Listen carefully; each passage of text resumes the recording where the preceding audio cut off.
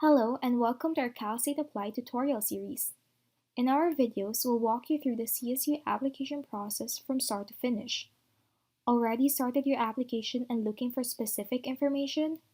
Go ahead and jump to the video you need and we'll see you there. This series is designed to touch on the most frequently asked questions and may not address every nuance of the application.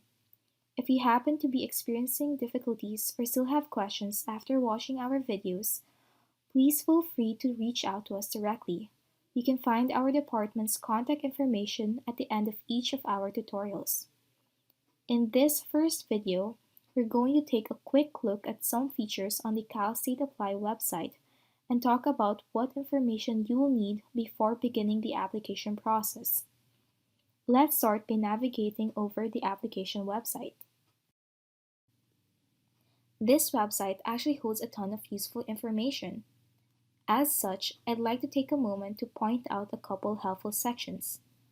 Scrolling down, I want to first bring your attention to these four boxes, specifically the choosing a campus and paying for college sections.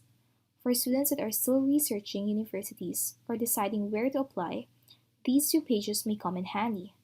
Here you can find information on estimated fees and cost of living, enrollment numbers, what kind of area the university is located in, admissions contact information, and so much more. Next is the impaction page. For those of you that are unfamiliar with this term, impaction is when the number of eligible application a CSU receives is greater than the number of spaces available. Impaction can happen at either the program or campus level.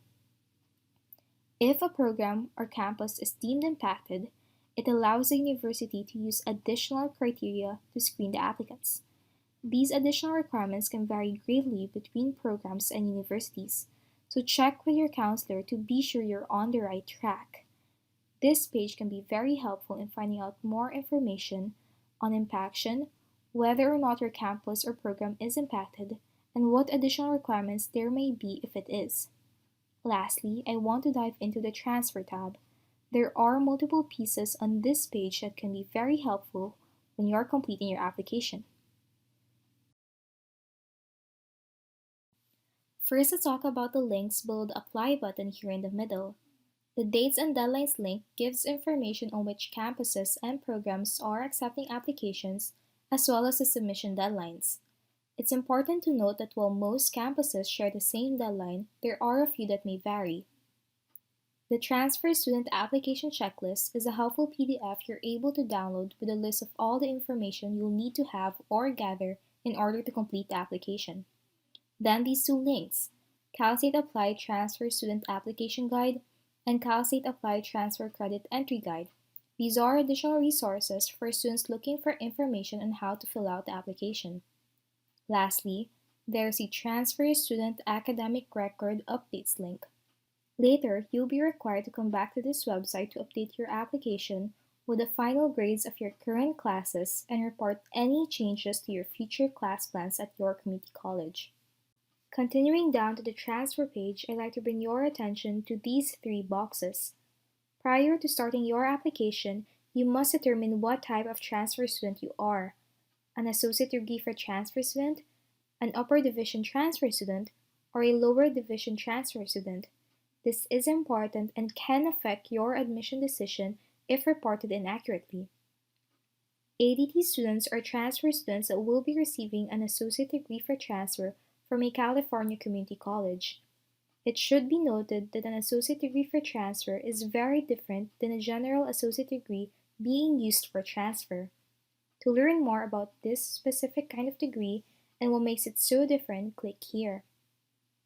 Upper division transfer students are students that have at least 60 transferable semester units or 90 quarter units by the time they plan to enter ACSU. You do not need to have these units completed before applying. These students may or may not be receiving a degree. Click here for more information about upper division transfers. Lower division transfer students are students that have completed 59 or fewer transferable semester units or 89 or fewer transferable quarter units. Due to the enrollment demands, most CSU campuses restrict or prohibit the admission of lower division transfer students. Read more in this section. If you're still unsure about what type of transfer student you are, check with your counselor. I hope you feel a bit more prepared now that we've taken a peek at some of the tools and informational resources available to you. Once you're ready, the next step is creating your Cal State Apply account and learning how to navigate the CSU application. See you in the next video.